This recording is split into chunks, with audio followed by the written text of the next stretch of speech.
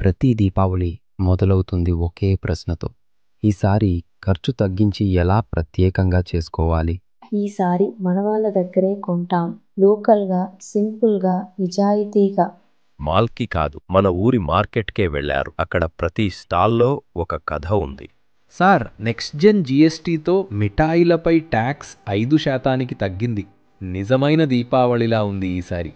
చిరు వ్యాపారి నవ్వితే దేశమంతా వెలుగుతుంది. ఇంటికి తిరిగి వచ్చే ప్రతి అడుగులో వాళ్ళు మరో కుటుంబం యొక్క దీపం వెలిగించారు. ఈ దీపాలు మన ఊరి కళాకారుల చేతులలో పుట్టినవి.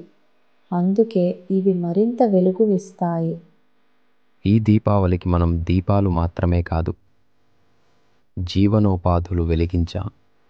ఆ చిన్న చేతుల కాంతిలో భవిష్యత్తు వెలుగుతోంది. లోకల్కి మద్దతిస్తే దేశమంతా దీపాల్లా వెలుగుతుంది.